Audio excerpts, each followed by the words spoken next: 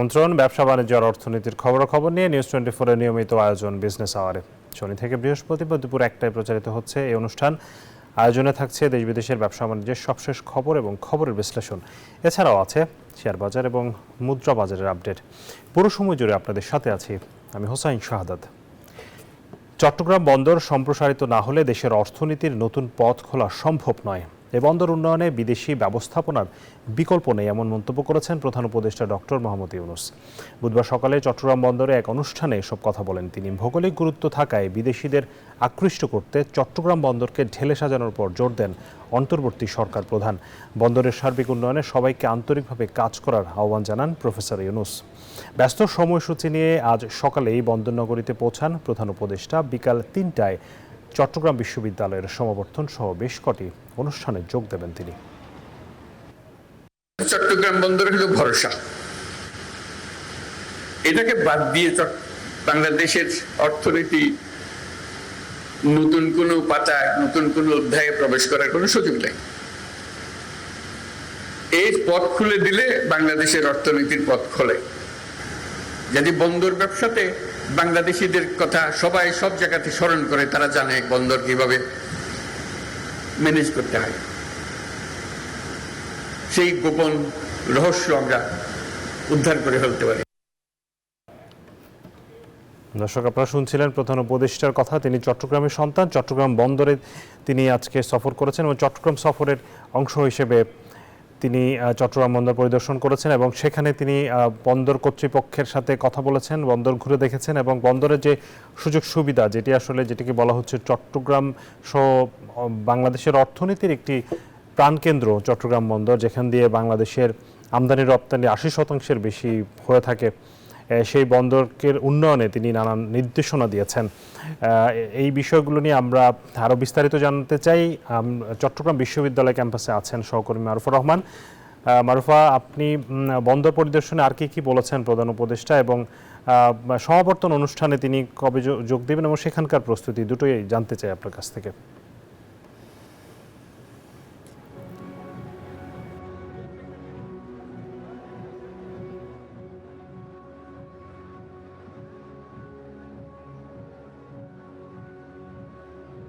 মারুফা, আমরা যেটি আপনার কাছ থেকে জানতে চাচ্ছিলাম যে চট্টগ্রাম বিশ্ববিদ্যালয়ের ইতিহাসের সবচেয়ে বড় সমাবর্তন হতে যাচ্ছে বলে বিশ্ববিদ্যালয় কর্তৃপক্ষ জানিয়েছেন এবং সমাবর্তনে অংশ নিয়েছে প্রায় 23,000 শিক্ষার্থী, যারা আজকে তাদের মধ্যে অনেকেই শিক্ষা জীবন অনেক আগে শেষ করেছে, কিন্তু দীর্ঘ বছর পরের এই সমাবর্তনে অংশ নিতে আসলে বিশ্ববিদ্যালয়ের সব সেশনের শিক্ষার্থীরা আজকে এখানে হাজির হয়েছেন এবং তারা বলছেন যে চট্টগ্রাম বিশ্ববিদ্যালয়ের ইতিহাসে সবচেয়ে বড় সমাবর্তনে তারা অংশ নিতে এসেছে এবং এটি একটি পুনর্মিলনীর মতো উৎসব মুখর একটি পরিবেশ। একই জায়গায় এত শিক্ষার্থীকে একসঙ্গে সমাবর্তন দেওয়ার রেকর্ড করতে যাচ্ছে বিশ্ববিদ্যালয় কর্তৃপক্ষ, সেজন্য তারাও তাদের গৌরব প্রকাশ করেছে। এই উপলক্ষে 34 বছর পরে কিন্তু আবারও চট্টগ্রাম বিশ্ববিদ্যালয়ে পা রাখতে যাচ্ছেন নোবেলজয়ী অর্থনীতিবিদ অধ্যাপক মোহাম্মদ ইউনূস, যিনি বাংলাদেশের অন্তর্বর্তীকালীন সরকারের প্রধান উপদেষ্টা এবং দীর্ঘদিন পর এই বিশ্ববিদ্যালয়ে তার প্রত্যাবর্তন হচ্ছে সমাবর্তনের বক্তা হিসেবে। আজকে চবের কেন্দ্রীয় খেলার মাঠে অনুষ্ঠিত হচ্ছে এই সমাবর্তন এবং এতে অংশ নিচ্ছেন 2011 থেকে 2023 সালের মধ্যে স্নাতক এবং স্নাতকোত্তর সম্পন্ন করা 22,500 শিক্ষার্থীদের মধ্যে 22 জন পিএইচডি এবং 17 জন এমফিল ডিগ্রিধারী রয়েছেন। অনুষদ ভিত্তিক অংশগ্রহণের দিক থেকে শীর্ষে রয়েছেন কলা এবং মানববিদ্যা অনুষদ, এরপর ব্যবসায়ী প্রশাসন, সমাজবিজ্ঞান বিজ্ঞান অনুষদ এবং পুরো ক্যাম্পাস বলা চলে যে আজকে রঙিন আলোয় সেজেছে। উদ্বোধন হয়েছে ঝুলন্ত সেতু, রঙের তুলিতে জীবন্ত দেখা যাচ্ছে এখানে প্রত্যেকটি অনুষদ সাজানো হয়েছে এবং বিশ্ববিদ্যালয়ের যারা শিক্ষার্থী তারাও সমাবর্তনের গাউন পরে তাদের এই দিনটিকে, বিশেষ দিনটিকে উদযাপন করছেন এবং সমাবর্তনের বক্তা হিসেবে কিন্তু আজকে উপস্থিত থাকছেন প্রফেসর মোহাম্মদ ইউনূস, যিনি এই ঐতিহাসিক আয়োজনে গৌরব যুক্ত করবেন বলে চবির শিক্ষকরা বলছেন। তো এছাড়াও কিন্তু এই চট্টগ্রামের আজকের এই সফরে সারা দিনব্যাপী প্রধান উপদেষ্টা বেশ কিছু কর্মসূচি রয়েছেন। তিনি কালুরঘাট সেতু উদ্বোধন করেছেন, বন্দরে একটি মতবিনিময় সভা করেছেন। এছাড়া ঐতিহাসিক জোবরা গ্রামে যাওয়ার কথা রয়েছেন প্রধান উপদেষ্টার, যেখান থেকে ক্ষুদ্র ঋণ প্রজেক্টটি তিনি চালু করেছিলেন এবং আন্তর্জাতিকভাবে তিনি খ্যাতিসম্পন্ন হয়েছিলেন যেই প্রজেক্টের মধ্য দিয়ে, এবং সেই সাথে তার পৈতৃক ভিটাতেও যাওয়ার কথা রয়েছে। তো মোটামুটি সমাবর্তনটি অপেক্ষায় আছে, প্রধান উপদেষ্টা আসলে সমাবর্তনটি আনুষ্ঠানিকভাবে শুরু হবে। দর্শক, মারুফ আপনাকে ধন্যবাদ। দর্শক, আপনারা শুনছিলেন যে চট্টগ্রামে সন্তান ডক্টর মোহাম্মদ ইউনূস প্রথমবার 5ই আগস্টের পরে তিনি ক্ষমতা গ্রহণের পরে প্রথমবারের মতো চট্টগ্রামে গেছেন এবং তার এলাকায় কিন্তু চট্টগ্রাম বিশ্ববিদ্যালয় অবস্থিত এবং তিনি যে গ্রামে জন্ম নিয়েছিলেন এবং যে গ্রাম থেকে তিনি তার ক্ষুদ্র ঋণ কর্মসূচি শুরু করেছিলেন জোবরা গ্রাম, যেটি তাকে আসলে আন্তর্জাতিক খ্যাতি এনে দিয়েছে এবং আজকের যে ডক্টর ইউনূস বিশ্ব দরবারে সেই একজন সমাদৃত, সেটি কিন্তু চট্টগ্রাম থেকে শুরু হয়েছিল, যে কারণে তার এই চট্টগ্রাম সফরটা আসলে অনেক গুরুত্ব বহন করছে। আমরা এতক্ষণ শুনছিলাম মারুফার কাছ থেকে সেই সফরের বিস্তারিত। এবারে আমরা চলে যাচ্ছি অন্যান্য সংবাদে। রাজধানীর বাংলা মোটরে ছিল বাংলাদেশে সিগারেট কর কাঠামো পরিবর্তনের প্রয়োজনীয়তা শীর্ষক সেমিনার। সেখানে উঠে আসে কর কাঠামো পরিবর্তনের নানা পরামর্শ। এই বিষয়ে বিস্তারিত জানাতে আমাদের যুক্ত হচ্ছেন সহকর্মী রিয়াজ সুমন। রিয়াজ, কর কাঠামো পরিবর্তন নিয়ে মানে সিগারেট নিয়ে আমরা প্রতি বছরই দেখি যে বাজেটের আগে এক ধরনের আলোচনা হয়। এবার কোন ধরনের পরামর্শ এসছে, আসলে তারা কি কাঠামো করতে পরামর্শ দিয়েছেন আপনার কাছ থেকে জানতে চাই।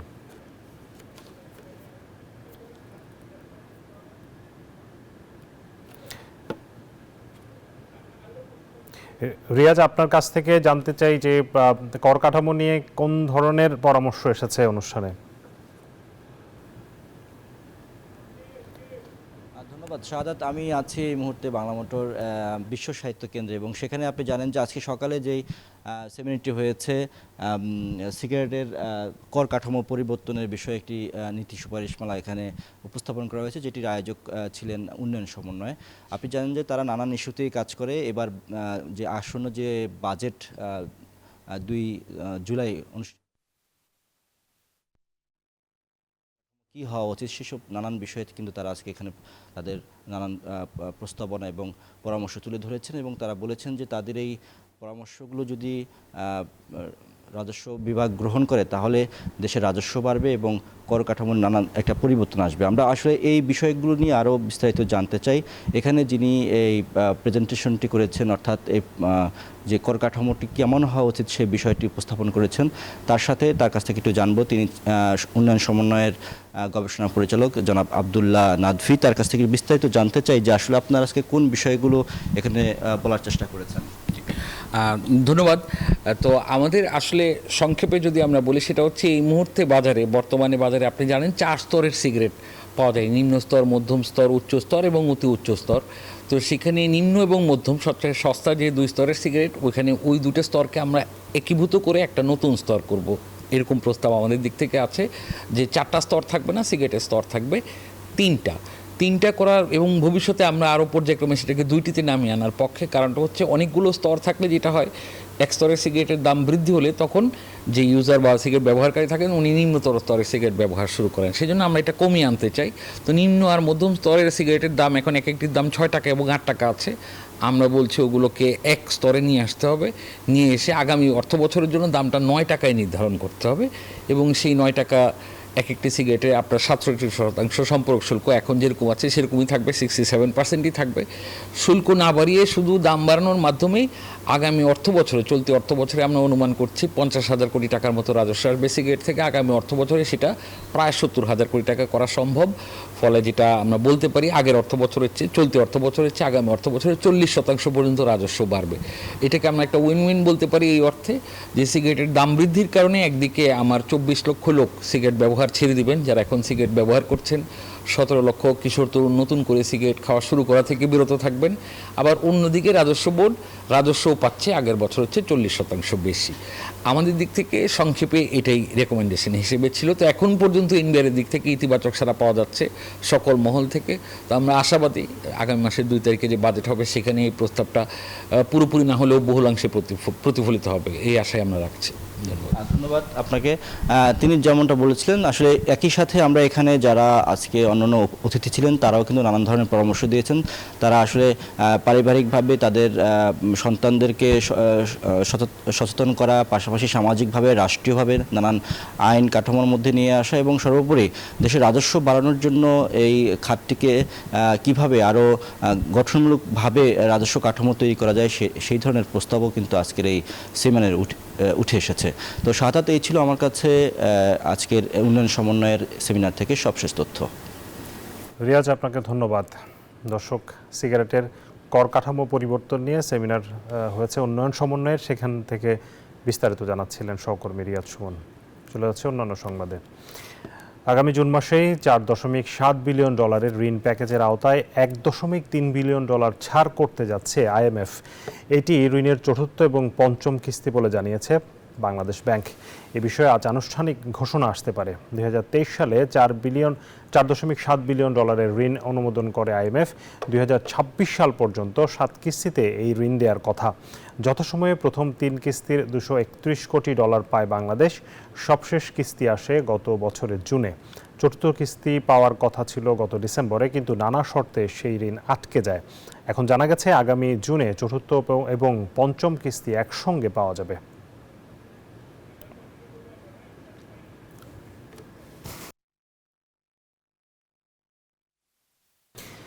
জাতীয় রাজস্ব বোর্ড এনবিআর বিলুপ্ত হয়নি। কাজের সুবিধার্থে এনবিআরের অভ্যন্তরীণ কর্মকর্তা সহ সংশ্লিষ্ট সব মহলের সাথে আলোচনা করে রাজস্ব কাজ সহজ করতে 2টি আলাদা বিভাগ করা হয়েছে, এমন মন্তব্য করেছেন অর্থ উপদেষ্টা ডক্টর সালেউদ্দিন আহমেদ। এদিকে মধ্যরাতে সরকারের এমন সিদ্ধান্তের বিরুদ্ধে অবস্থান কর্মসূচি পালন করে এনবিআর কর্মকর্তা সবাই। ঘোষণা দেন 3 দিনের কর্মবিরতির। প্রায় 50 বছর আগে প্রতিষ্ঠিত জাতীয় রাজস্ব বোর্ড এনবিআর সরকারের সার্বিক অর্থ সংগ্রহ এবং খরচের ব্যবস্থাপনার কাজ করে থাকে। তবে সরকারের অত্যন্ত গুরুত্বপূর্ণ এই সংস্থাটি ধারাবাহিকভাবে রাজস্ব আদায়ের লক্ষ্য পূরণে ব্যর্থ হয়েছে। বর্তমানে বাংলাদেশের কর ও জিডিপির অনুপাত মাত্র 7.4%, যা এশিয়ায় অন্যতম নিম্ন।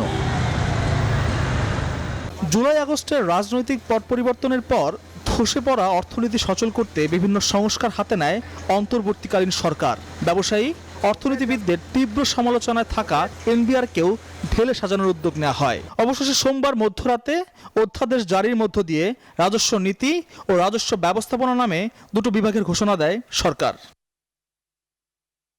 এমন সিদ্ধান্তের প্রতিবাদে মঙ্গলবার বিকেলে আগারগাঁওয়ের এনবিআর ভবনের সামনে অবস্থান কর্মসূচি পালন করেছে জাতীয় রাজস্ব বোর্ড ও এর আওতাধীন সকল পর্যায়ের কর্মকর্তা ও কর্মচারীরা। ঘোষণা হয় আগামী 3 দিনের প্রতিবাদ কার্যক্রমের। প্রত্যাশী সংগঠন হিসেবে আমরা কিন্তু সেই রাজস্ব সংস্কার কমিশনের প্রতিবেদনটি দেখতে পাইনি, কারণ এটি প্রকাশ করা হয়নি। আমরা কিছু কর্মসূচি দিয়েছি।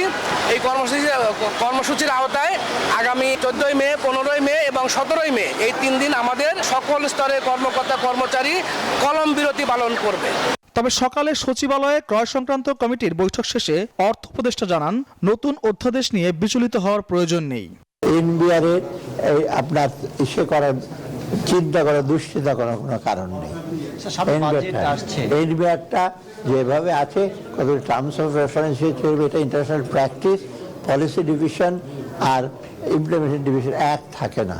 রাজস্ব আদায়ের কোনো প্রভাব না। রাজস্ব আমরা এই পর্যন্ত যেটা অলরেডি কিন্তু রাজস্ব আদায় গতবারের তুলনায় 2% কিন্তু বেশি হয়েছে।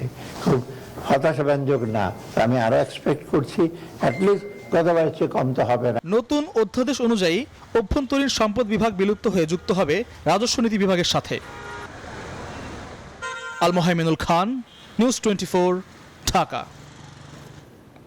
দর্শক, জাতীয় রাজস্ব বোর্ডের এই বিভাজনের প্রতিবাদে আজ 3 দিনের কর্মবিরতি পালন করছে আজ থেকে এনবিআরের কর্মকর্তারা। তারা বলছেন যে এই বিভক্তির যে সিদ্ধান্ত নেওয়া হয়েছে সেই সিদ্ধান্ত থেকে সরকারকে সরে আসতে বলছেন। বুধবার সকাল থেকে দুপুর 1টা পর্যন্ত এবং বৃহস্পতিবার সকাল 10টা থেকে বিকেল 3টা পর্যন্ত এই কর্মবিরতি চলবে বলে জানিয়েছে এনবিআর ঐক্য পরিষদ প্ল্যাটফর্ম। এছাড়া কর্মসূচির অংশ হিসেবে বাজেট শাখা, আন্তর্জাতিক যাত্রী সেবা এবং রপ্তানি কার্যক্রম শাখা ব্যতীত এনবিআরের সকল শাখার কার্যক্রম বন্ধ রয়েছে। দাবি মানা না হলে কঠোর কর্মসূচি দেওয়ার হুঁশিয়ারি দিয়েছেন কর্মকর্তা কর্মচারীরা। এনবিআর সংস্কার ঐক্য পরিষদ নামে যে পরিষদটি আমরা গঠন করেছিলাম কয়েকদিন আগে, সেই পরিষদের ব্যানারে আমরা গতকাল 3 দিনের একটি কর্মসূচি দিয়েছি। এই 3 দিনে আজকে প্রথম দিন এবং আজকে সকাল 10টা থেকে দুপুর 1টা পর্যন্ত আমরা এনবিআরের সকল স্তরের যে কর্মকর্তা কর্মচারী আছে তারা কলম বিরতিতে আছি এবং সারা বাংলাদেশে এটি স্বতঃস্ফূর্তভাবে পরিচালিত হচ্ছে। তবে রপ্তানি, আন্তর্জাতিক যাত্রী সেবা এবং এনবিআরের বাজেট সংক্রান্ত যে শাখা, এই শাখা এই কলম বিরতির আওতা বহির্ভূত রয়েছে। দর্শক, এই বিষয়ে আমরা আলোচনা করতে চাই। আসলে রাজস্ব বোর্ডের যেই বিভাজন, এই বিভাজন আসলে রাজস্ব খাতকে কতটা দুর্নীতিমুক্ত, স্বচ্ছ করতে পারে সে বিষয় নিয়ে আলোচনা করব। আমরা আলোচনা করব IMF এর ঋণ প্রাপ্তি নিয়ে। আমাদের সাথে অর্থনীতি বিশ্লেষক মাহমুদ হোসেন যুক্ত হয়েছেন। স্বাগত জানাচ্ছি জনাব মাহমুদ হোসেন আপনাকে। বিজনেস আওয়ারে সময় দেওয়ার জন্য ধন্যবাদ। আপনার কাছ থেকে শুরুতেই জানতে চাইব যে এনবিআরের যে বিভাজনটি হলো, সেই বিভাজনটি দীর্ঘদিনের একটি দাবি ছিল, ব্যবসায়ীদের দাবি ছিল, আপনারা যারা অর্থনীতি বিশ্লেষণ করেন আপনাদের পরামর্শ ছিল। এটি বাস্তবায়ন করা কতটা সহজ হবে? কারণ এরই মধ্যে আমরা দেখতে পাচ্ছি যে এনবিআরের কর্মকর্তারা কর্মসূচি পালন করছে, তারা কর্মবিরতি পালন করছে এবং তারা বলছে যে তাদের দাবি না মানা হলে তারা সব ধরনের সেবা বন্ধ করে দেওয়া হবে। এটি নিশ্চয়ই একটি চ্যালেঞ্জ সরকারের সামনে। এটি আসলে বাস্তবায়ন করা কতটা কঠিন হবে সরকারের জন্য?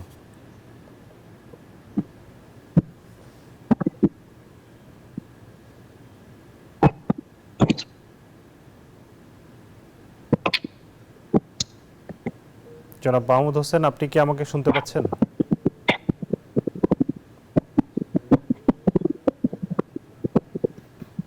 জনাব মাহমুদ হোসেন, আপনি কি শুনতে পাচ্ছেন আমাকে?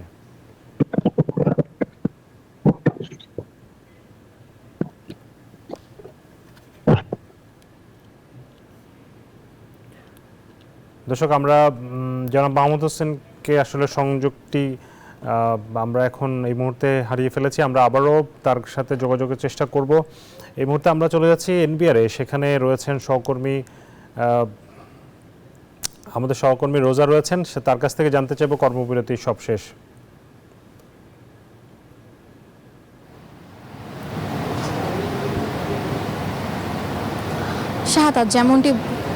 শাহাদাত যেমনটি বলছিলেন, এখানে ঠিক 1টা পর্যন্ত কর্মবিরতি চলছিল এবং এখন কর্মবিরতি শেষ হয়েছে।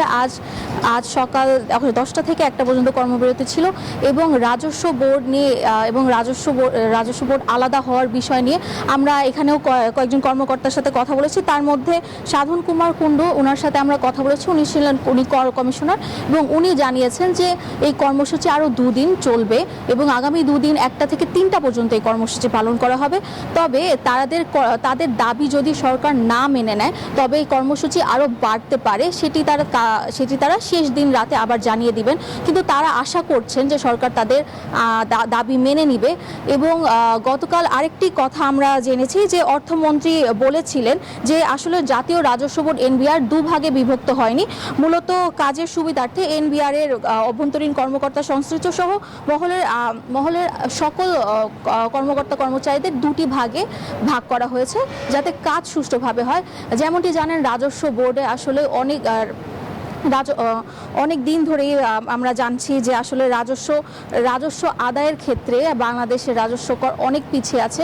বর্তমানে বাংলাদেশ জিডিপি অনুপাত 7.4, যা এসে অন্যতম নিম্ন এবং যার কারণে অন্তর্বর্তী সরকার অনেক পদক্ষেপ নিচ্ছে যাতে রাজস্ব কর সঠিকভাবে আদায় হতে পারে সেই বিষয়ে। এবং যার জন্য এখন আমরা দেখছি যে সরকার যে নতুন নীতিমালা করেছে, যে সংস্কার করছে, সেই সংস্কারের জন্য এই 2টি ভাগে ভাগ করার সিদ্ধান্ত নিয়েছে। এবং সেই বিষয়ে যদি আরেকটু বলি, আমরা এখন পর্যন্ত আমাদের কর্মবিরতি শেষ হয়েছে এবং কর্মবিরতি এবং রাজস্ব বোর্ড সম্পর্কে আরও জানবো, এখন পরবর্তীতে আরও জানবো। এখন এই পর্যন্ত আমার কাছে এনবিআর থেকে এটি ছিল সর্বশেষ। চলে যাচ্ছি স্টুডিওতে। শাহাদাব। রোজা আপনাকে ধন্যবাদ। এনবিআর-এর বিভাজন নিয়ে যে কর্মবিরতি চলছে এনবিআর সদস্যদের, তার খবরাখবর জানাচ্ছিলেন সহকর্মী রোজা। এবার চলে যাচ্ছি জগন্নাথ বিশ্ববিদ্যালয়ের শিক্ষার্থীদের লং মার্চ নিয়ে তাদের কর্মসূচি চলছে, সেখানে আছেন সহকর্মী মাহমুদ হাসান। তার কাছ থেকে লং মার্চের বিস্তারিত জানবো।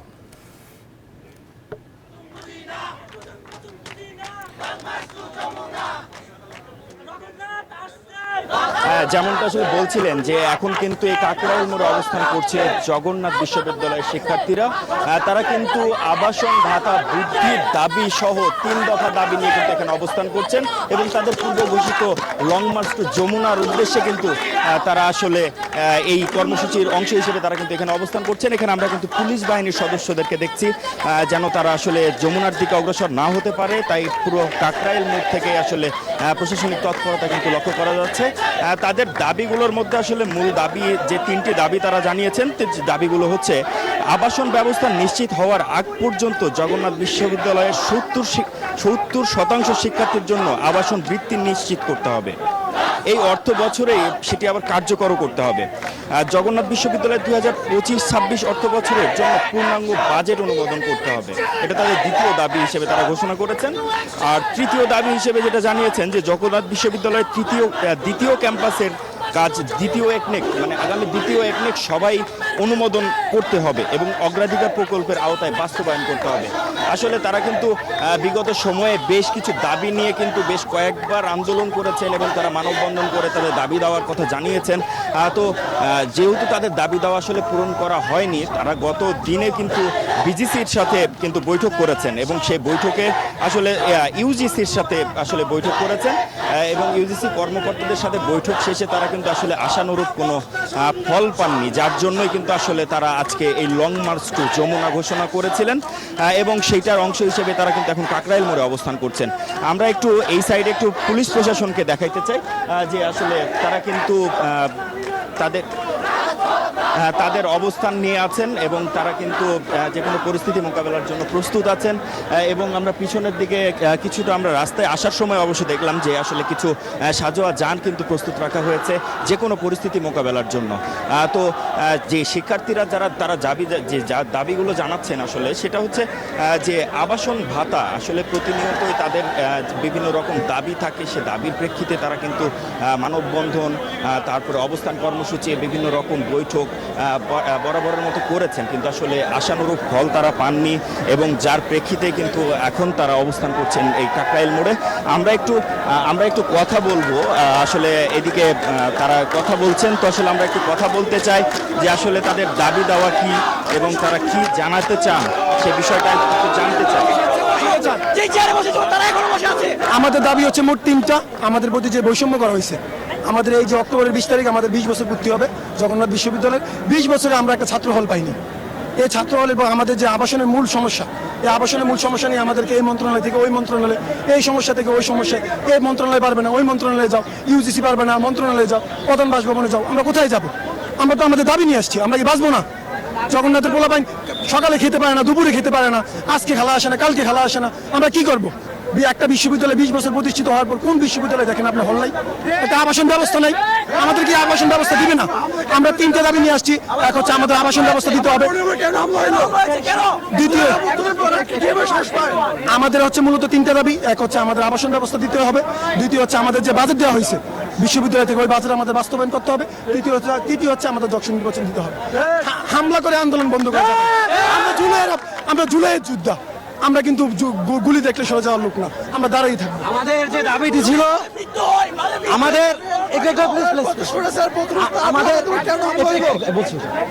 আমরা যে দাবি নিয়ে আসছিলাম, আমরা গত কয়েক মাস যাবৎ জগন্নাথ বিশ্ববিদ্যালয়ের 18,000 শিক্ষার্থীদের যে মৌলিক দাবি নিয়ে আন্দোলন করতেছিলাম।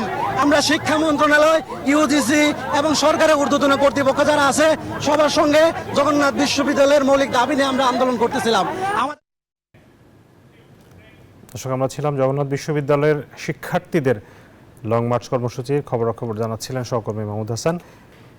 দেশের বিনিয়োগের পরিবেশ নিয়ে এবার উদ্বেগ প্রকাশ করলেন রাজনীতিবিদরা। মঙ্গলবার বাংলাদেশ বিনিয়োগ উন্নয়ন কর্তৃপক্ষ বিডার নির্বাহী চেয়ারম্যানের সাথে মতবিনিময়কালে তারা বলেন, দেশি বিনিয়োগের চেয়ে বিদেশি বিনিয়োগেই বিডার আগ্রহ বেশি। এসব ক্ষেত্রে জাতীয় স্বার্থকে সবার উপরে রাখার তাগিদ দেন তারা। জুলাই সনদের মতো একটি আর্থিক খাত বিষয়ক সনদ করা যায় কিনা তা ভেবে দেখার অনুরোধও জানান রাজনীতিবিদরা। দেশি বিদেশি বিনিয়োগ আকৃষ্টের লক্ষ্যে ইনভেস্টমেন্ট সামিট, ইলন মাস্কের স্টারলিংকের নিবন্ধন, নাসার সঙ্গে চুক্তি এবং চট্টগ্রাম বন্দরে ডেনমার্ক ভিত্তিক এপি মুলার মায়েস্কের বিনিয়োগ, এসব কর্মকাণ্ড ইতিবাচক আলোচনায় আনে বিনিয়োগ উন্নয়ন কর্তৃপক্ষকে। পাশাপাশি প্রকৃত বিনিয়োগ কেন্দ্রিক ছিল ভিন্ন আলোচনা। তথ্য বলছে, চলতি অর্থ বছরের প্রথম 9 মাসে এফডিআই এর নিট প্রবাহ ছিল 86 কোটি 10 লাখ ডলার। গত অর্থ বছরের একই সময়ে যা ছিল 116 কোটি 40 লাখ ডলার। এ হিসেবে জুলাই থেকে মার্চ 9 মাসে এফডিআই এর নিট প্রবাহ কমেছে 26%। আবার চলতি অর্থ বছরের প্রথম 9 মাসে মূলধনী যন্ত্র আমদানি বাবদ অর্থ পরিশোধ হয়েছে 152 কোটি 15 লাখ 50 হাজার ডলার। গত অর্থ বছরের একই সময়ে যা হয়েছিল 213 কোটি 33 লাখ ডলার। অর্থাৎ মূলধনী যন্ত্র আমদানি কমেছে 28.68%। এমন বাস্তবতার মধ্যেই টেকসই বিনিয়োগ কৃষিতে মঙ্গলবার রাজধানীতে বিডা ভবনে বিভিন্ন রাজনৈতিক দলের সঙ্গে বৈঠকে বসেন সংস্থাটির নির্বাহী চেয়ারম্যান চৌধুরী আশিক মাহমুদ বিন হারুন। আলোচনায় নেতারা বিনিয়োগের পরিবেশ নিয়ে উদ্বেগ প্রকাশ করেন। অনেক প্রবাসী আছে যারা দেশে বিনিয়োগ করতে চায় না, কারণ বিনিয়োগ লাভের জন্য। আমরা সম্পদ, মূলধন এগুলো যদি সেফটি সিকিউরিটি দিতে না পারে, তাহলে কোনোদিন কেউ এখানে দেশি বিনিয়োগকারী বলেন, বিদেশি বিনিয়োগকারী কেউ আসবে না। এইরকম যেখানে স্থানীয় বিনিয়োগের পরিবেশ শুদ্ধ, সেখানে কেবলমাত্র যদি বিদেশি বিনিয়োগ আমরা ভাবি, সেই বিদেশি বিনিয়োগ কিন্তু প্রযুক্তি হস্তান্তর, মানে পুঁজির পুনর্বিনিয়োগের প্রশ্ন এবং এটা ভালো মতো ঘটাতে পারবে না। নেতারা বলেন, সন্ত্রাস, দুর্নীতি ও আমলাতান্ত্রিক জটিলতা কমলে বিদেশি বিনিয়োগ বাড়বে। সম্পদ ও মূলধনের নিরাপত্তা না পেলে বিনিয়োগ আসবে না বলেও মত দেন নেতারা। পলিটিক্যাল জায়গা থেকে, কমিটমেন্টের জায়গা থেকে একটা জুলাই সনদ হওয়ার কথা, সেই ক্ষেত্রে একটা ফাইন্যান্সিয়াল সনদ হতে পারে কিনা, যাতে হলো সবগুলো পলিটিক্যাল পার্টির একটা কমিটমেন্ট থাকে। বিনিয়োগের বিনিময়ে আমাদের স্বাধীনতা, সার্বভৌমত্ব, আমাদের বোধ, বিশ্বাস, কৃষ্টি, কালচার এগুলি কি হুমকির সম্মুখীন হবে কিনা সেই বিষয়ের শঙ্কা মানুষের মধ্যে কাজ করছে। এ সময় বিডার নির্বাহী চেয়ারম্যান বলেন, জাতীয় স্বার্থ বিরোধী কোনো সিদ্ধান্ত নেবে না তার সংস্থা। আমরা এরকম কোনো ডিসিশন অবশ্যই নিব না যেটা আসলে ন্যাশনাল ইন্টারেস্টের সাথে কনফ্লিক্টিং হয়। সভায় 17টি রাজনৈতিক দলসহ বিডা, বেজা ও প্রধান উপদেষ্টার কার্যালয়ের কর্মকর্তারা উপস্থিত ছিলেন। রিয়াদ সুমন, নিউজ 24, ঢাকা। এদিকে দেশে বিনিয়োগের নামে এক ধরনের সার্কাস চলছে বলে মন্তব্য করেছেন বিএনপির স্থায়ী কমিটির সদস্য আমির খসরু মাহমুদ চৌধুরী। বলেছেন, নির্বাচিত সরকার এবং স্থিতিশীল দেশ ছাড়া কেউ বিনিয়োগে আগ্রহী হবে না। মঙ্গলবার জাতীয় প্রেস ক্লাবে এক অনুষ্ঠানে এসব মন্তব্য করেন তিনি।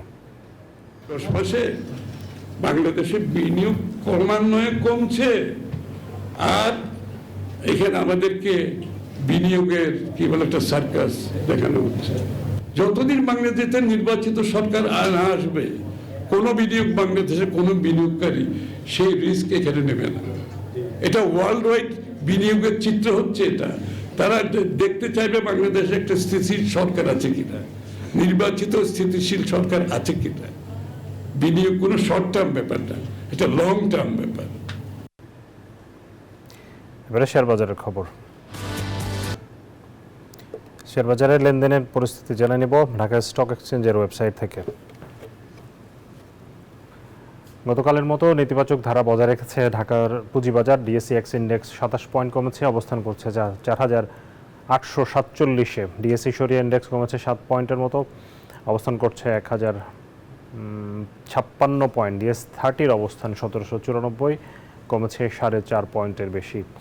লেনদেনও একেবারেই তলানিতে, 203 কোটি টাকা লেনদেন হয়েছে এখন পর্যন্ত। লেনদেনে অংশ নেওয়া কোম্পানিগুলোর মধ্যে দাম বেড়েছে 80টির, কমেছে 259টির এবং অপরিবর্তিত আছে 58টি কোম্পানির শেয়ারের দর। জানাবো মুদ্রা, স্বর্ণ এবং রূপার বাজারের দরদাম।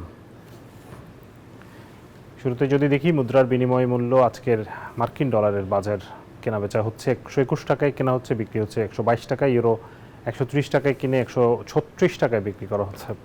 পাউন্ডের কেনা দর 150, বিক্রয় 155। চীনা ইউয়ান 15 টাকা 50 পয়সায় কেনা হচ্ছে, 17 টাকা 30 পয়সায় বিক্রি হচ্ছে। সৌদি রিয়াল ক্রয় মূল্য 31 টাকা 50 পয়সা, বিক্রয় মূল্য 32 টাকা 80 পয়সা। ভারতীয় রুপি 1 টাকা 35 পয়সায় ক্রয় মূল্য, বিক্রয় করা হচ্ছে 1 টাকা 44 পয়সা। সোনার দরদাম জানাতে চাই, প্রতিদিনই ওঠানামা করছে সোনার দাম। আমরা দেখছি যে গতকাল কিছুটা কমলে আবারও বেড়েছে। 1,69,000 টাকা এখন 22 ক্যারেট সোনা প্রতি ভরি দাম উঠেছে। 21 ক্যারেটের দাম 1,61,000 টাকার বেশি। 18 ক্যারেটের দাম পড়ছে 1,38,428 টাকা এবং সনাতন স্বর্ণ বিক্রি হচ্ছে 1,14,435 টাকায়। রূপার দরদাম জানাতে চাই, 22 ক্যারেট রূপা ভরি 2,811 টাকা, 21 ক্যারেট 2,683 টাকা, 18 ক্যারেট দাম 2,298 এবং সনাতন রূপা বিক্রি হচ্ছে 1,726 টাকায়। এবারে জনপদের শিল্প ও বাণিজ্যের খবর। রংপুরে এবছর করলার বাম্পার ফলন হয়েছে, দামও ভালো। তবে দুদফা ঝড় আর শিলাবৃষ্টি হওয়ায় ফলন বিপর্যয়ে পড়েছেন চাষিরা। কৃষি বিভাগ বলছে, ঝড় বৃষ্টিতে যে ক্ষতি হয়েছে দাম ভালো থাকায় তা কাটিয়ে উঠতে পারবেন চাষিরা। রংপুর থেকে ওমর ফারুকের ক্যামেরায় রেজাল করি মানিকের রিপোর্ট। রংপুর সদর, মিঠাপুকুর, পীরগাছা ও তারাগঞ্জ সহ রংপুর অঞ্চলের বিভিন্ন জেলায় স্থানীয় উন্নত জাত সহ বাড়ি হাইব্রিড জাতের করলার বাম্পার ফলন হয়েছে। কৃষকরা বলছেন, প্রথম দিকে আবহাওয়া অনুকূলে থাকায় করলার বাম্পার ফলনে ভালো দাম পেয়েছেন তারা, কিন্তু হঠাৎ দুই দফা ঝড় বৃষ্টির কারণে ফলন বিপর্যয়ে হতাশ তারা। দুইবারের বাতাস শিল হয়া ঝড়ি বাতাস হয়া তো এই যে ক্ষতি হয়েছে, খুব যারা সব পচে গেছে। পচে যাওয়ার পরে এখন যা যেটুকু বাঁচছে সেইটুকু চলেছে। এতদিন মনে করে লাভের আশায় ছিলাম, এখন এই শিল ডাঙাইলো, বৃষ্টি হইলো, হওয়ার কারণে মনে করে এখন একটু লস হইবে। তবে কৃষি বিভাগের দাবি, করলা দীর্ঘমেয়াদী ফসল হওয়ায় তেমন ক্ষতিতে পড়বেন না চাষিরা। করলা প্রাপ্তির যে সময়টা সেটি কিন্তু আগের চাইতে অনেক বেশি। আমরা যদি বলি যে আগে 3 মাস পরেই কিন্তু করলা পাওয়া যেত না, কিন্তু এখন কিন্তু সেটি 7-8 মাস পর্যন্ত কিন্তু করলা পাওয়া যাচ্ছে। আর করলার দামও কিন্তু বেশ ভালো। তো আমরা আশা করছি যে করলা এবার যে আমাদের বৃদ্ধি মাঠ পর্যায়ের যে অবস্থা সেটি অনেক ভালো আমরা লক্ষ্য করছি। চলতি বছর বৃহত্তর রংপুর অঞ্চলের 5 জেলায় 6,300 হেক্টর জমিতে করলা চাষ হয়েছে। রেজাল করিম মানিক, নিউজ 24, রংপুর। নগাঁয় ফ্রুট ব্যাগিং পদ্ধতিতে আম চাষ করে বেশি লাভের মুখ দেখছেন চাষিরা। রোগবালাইয়ের হাত থেকে রক্ষা পেতে এই পদ্ধতি বেশ জনপ্রিয় হয়ে উঠেছে এই জেলায়। এই আমের চাহিদাও রয়েছে বেশ, বিদেশে যাচ্ছে এখানকার আম। আধুনিক এবং পরিবেশসম্মত আম চাষে সহায়তা দিচ্ছে কৃষি বিভাগ। বাবুল আক্তার রানার তথ্য ছবিতে ডেস্ক রিপোর্ট। নওগাঁর পোরশার আম চাষি রায়হান আলী চলতি বছর তার 60 বিঘা জমিতে প্রায় 3 লাখ আমে ফ্রুট ব্যাগিং করেছেন। ফ্রুট ব্যাগিং পদ্ধতি ব্যবহার করে এখানে বাগানে চাষ হচ্ছে গৌরমতি, আমরুপালি, বাড়িচার, ব্যানানা ম্যাঙ্গো জাতের আম। তার দাবি, কীটনাশক, পোকামাকড় ও বিরূপ আবহাওয়ার ক্ষতিকর প্রভাব থেকে আম রক্ষা করতে এই পদ্ধতি খুবই কার্যকর। এই আম বিদেশে রপ্তানি উপযোগী, এতে কোনো ক্ষয়ক্ষতি হয় না, দীর্ঘদিন কীটনাশক মুক্ত থাকে এবং অধিক লাভ সম্ভব। রায়হান আলীর আম বাগান দেখে অনেকে আগ্রহী হয়ে উঠেছেন ফ্রুট ব্যাগিং পদ্ধতি আম চাষে। এই কীটনাশকের ব্যবহার খুবই কম এবং এটা স্বাস্থ্যসম্মত আম। আমের কালার ভালো থাকবে এবং চাহিদা বৃদ্ধি পাবে, আর কি আমের দাম পাবো আমরা বেশি। অনেকের কর্মসংস্থানের ব্যবস্থাও হয়েছে এই বাগানে কাজ করে। এখানে ফুড ব্যাগিং করতে এসেছি, ফুড ব্যাগিং করে যে স্বল্প পরিমাণ টাকাটা পাই, এই টাকা দিয়ে পড়ালেখার পাশাপাশি আমার খরচ করি। বেশ কয়েক বছর ধরে কাজ করে চলছি, তো এখান থেকে আমার সংসারটা চলে। ফ্রুট ব্যাগিং পদ্ধতি ব্যবহারে চাষিরা বেশি লাভবান হবে বলে জানান কৃষি কর্মকর্তা। আম ব্যাগিং হচ্ছে এই পোরশা উপজেলা থেকে আমাদের এক কৃষক ভাই, আমাদের যারা রপ্তানি উপযোগীর মধ্যে তাকে প্রদর্শনী দেওয়া হয়েছে, উনি 4 লক্ষ আম ব্যাগ করতেছে। এতে করে কি হয়, পোকামাকড় স্প্রে হয় না, বালাইনাশক হয় না, আমটা ভালো থাকে, আম রপ্তানি উপযোগী হয়, পাশাপাশি স্থানীয় বাজারে যদি বিক্রি হয় উত্তম অনেক দাম পায়। চলতি বছর নওগাঁ জেলায় 50 লাখ ফ্রুট ব্যাগিং করা হয়েছে, যা গত বছরের চেয়ে 5 গুণ বেশি। সজীব চৌধুরী, নিউজ 24। এবার বিশ্ব বাণিজ্যের খবর। যুক্তরাষ্ট্র এবং সৌদি আরবের মধ্যে সই হল $600 বিলিয়ন ঐতিহাসিক চুক্তি। এর মধ্যে $142 বিলিয়ন অস্ত্র কেনার চুক্তিকে সবচেয়ে গুরুত্বপূর্ণ বলে মনে করা হচ্ছে। মঙ্গলবার মধ্যপ্রাচ্যের 3 দেশ সফরের অংশ হিসেবে সৌদি আরব পৌঁছান মার্কিন প্রেসিডেন্ট ডোনাল্ড ট্রাম্প। তার সফরে ইতিমধ্যে ইরানকে দেয়া হয়েছে কড়া বার্তা। আকস্মিকভাবে সিরিয়ার উপর থেকে সব নিষেধাজ্ঞা তুলে নেওয়ার ঘোষণাও দিয়েছেন তিনি।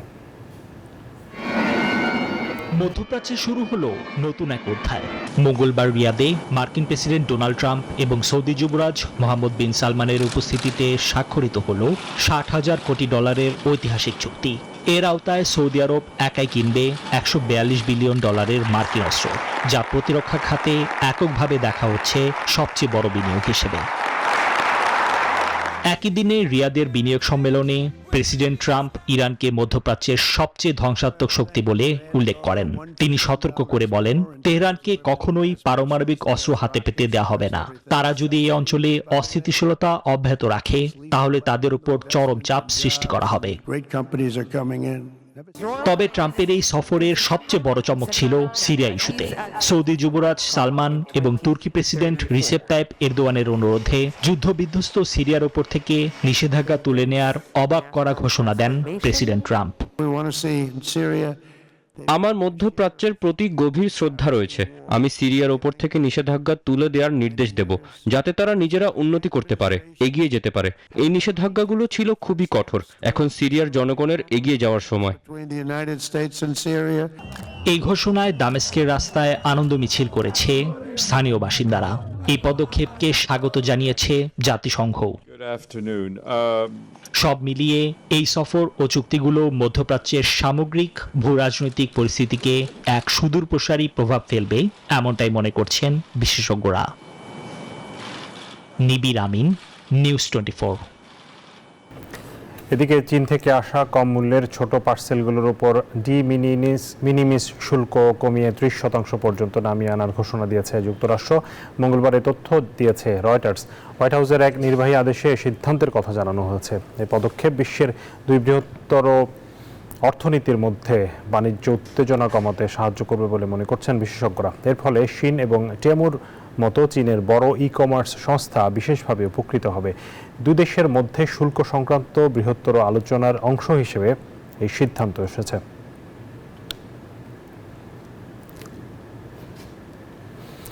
ইতালির ভাসমান নগর শহর ভেনিসে প্রবেশে নয়া নিয়ম চালু করেছে জর্জিয়া। মেলোনো সরকার এখন থেকে শহরের মূল ভূখণ্ডে প্রবেশের জন্য পর্যটকদের গুনতে হবে €10। তবুও ভেনিসে পর্যটকদের ভিড় কমেনি, বরং গরমের শুরুতে বাড়ছে দেশি বিদেশি ভ্রমণ প্রেমীর সংখ্যা। ইতালি থেকে সাইফুল ইসলামের তথ্য ছবিতে ডেস্ক রিপোর্ট। দৃষ্টিনন্দন ও অনিন্দ্য সুন্দর এই শহরটির নাম ভেনিস। ইতালির বিখ্যাত এই সিটি ভাসমান শহর নামে পরিচিত। এটি ইউরোপের এমন একটি শহর যেখানে পর্যটকদের যাতায়াত করতে হবে হেঁটে কিংবা নৌকার মাধ্যমে। মোটর চালিত যানবাহন নেই কালো ধোঁয়াও, তাই দূষণও নেই। তাই তো শান্ত সুন্দর ইতালির এই শহরটিতে দেশি বিদেশি পর্যটকদের ভিড় লেগেই থাকে। এমন আবহে ভ্যানিসে প্রবেশের মূল্য €5 থেকে €10 করেছে জর্জিয়া মেলোনি সরকার। শহরটির রক্ষণাবেক্ষণ খরচ বৃদ্ধি ও পর্যটকদের সীমিত করতেই এমন সিদ্ধান্ত বলে জানানো হয়। তবে স্থানীয় বাসিন্দা ও ভ্যানিস বিশ্ববিদ্যালয়ের শিক্ষার্থীদের এ ফি দিতে হবে না। Per informare di questo sistema è prevista una campagna di comunicazione mondiale molto importante che racconterà l'entrata in funzione del sistema e il suo funzionamento, al fine di consentire a tutti di conoscerne la effettiva entrata in funzione e le modalità di funzionamento. Italy সরকারের এই সিদ্ধান্তে ভ্যানিসের সৌন্দর্য কাছ থেকে দেখার পর্যটকদের আগ্রহের কোনো ফাটা পড়েনি। উল্টো গরমের শুরুতে ভ্যানিসে দেখা যাচ্ছে টুরিস্টদের উপচে পড়া ভিড়। €10 আসলে এটা কোনো ব্যাপার না। যারা ঘোরে, যারা এই পৃথিবীর সৌন্দর্য দেখে, তাদের কাছে মেন লক্ষ্যটাই হচ্ছে সৌন্দর্য দেখা, উপভোগ করা। আমরা ঘুরতে আসছি মিলান শহর থেকে। এখানে যতই গরম বাড়ে ততই এখানে টুরিস্টের আনাগোনা বেড়ে যায়। সেই অংশ হিসেবে আমরাও এখানে ঘুরতে আসলাম। 18 এপ্রিল থেকে 17 জুলাই পর্যন্ত এই বর্ধিত ফি প্রদান করে শহরটিতে প্রবেশ করতে হবে দর্শনার্থীদের। Desk report, news 24। এই ছিল বিজনেস আওয়ারের আজকের আয়োজনের সাথে থাকার জন্য ধন্যবাদ সবাইকে।